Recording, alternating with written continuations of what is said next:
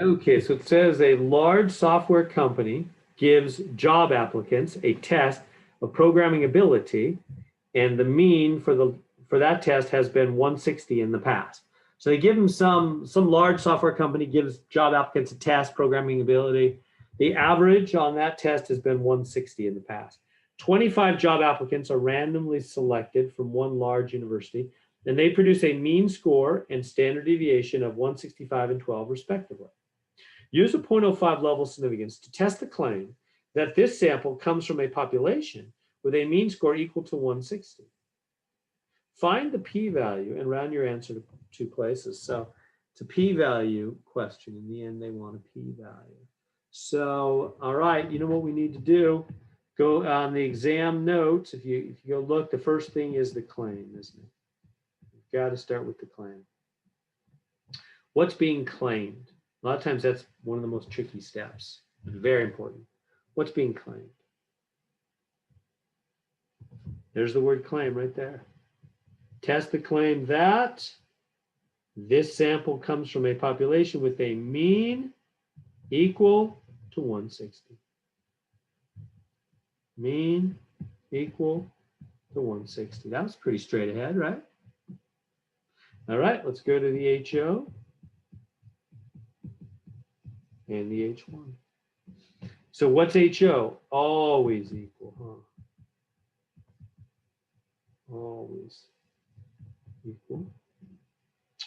And what's the H1 going to be? Well, if you look back at the notes, what you'll see is it'll tell you to make this not equals. And because one of these two always has to be the same as the claim, what am I doing? I'm talking right here. The claim is HO, isn't it? The claim is HO. One of these two, either the HO or the H1, has to match the claim exactly. One of those two has to be the same as the claim. HO is the same as the claim. H1 is the opposite. So the opposite of equals is not equals. Okay, so and you always write weak evidence by HO and strong evidence by H1. All right, so if you look back at the notes, is there any data given here? There's no data, is there? No data anywhere. And we're testing means, not P, not percentages, but means. Let's go back, look back at the exam notes, try to go there without taking too much time. Here it is. So are we testing percentages? No. We're testing means, no data given. Gonna do t-test and choose stats. T-test stats. So there we go. Go to our calculator. Hit stats. Go over to tests.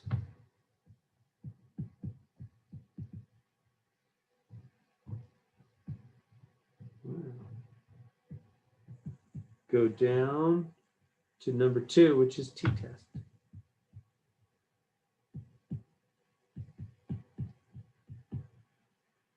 This is not working today.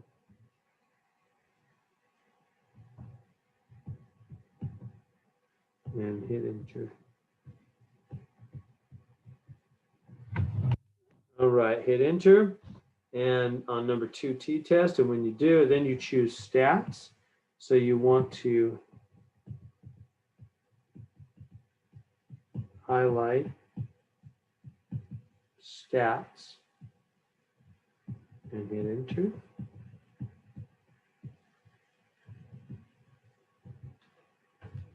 And it'll ask you a bunch of questions. I have room here to put it in there for you. It's going to ask you mu sub 0, x bar, s sub x, in, and then finally the mu. Okay, so mu sub 0, you know where that comes from. Mu sub 0 comes from the 160 right here. The H0, that's what that little 0 reminds us of. X bar, what is that?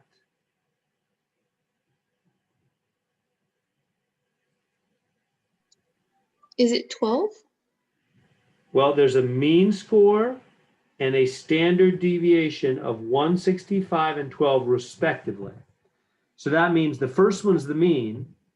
The So the second mean is the 165 and the standard deviation is the 12. Oh, okay. When people speak that way in a sentence, when they say two things, they give you two numbers and they say respectively, they mean each one in its order. So the mean comes first and then the standard deviation. And the n, the number, what's the number? The number in the sample, what's that? Is it still 160? Nope, the number they actually tested, right? N is always the number they sampled. 25? There it is, 25 randomly selected. All right, and then the U, this is always the same. Oops, sorry, a little squiggly down there. Come on. Same as H1. And what's H1? Not equal. So we choose not equals. All right, put that information into your calculator.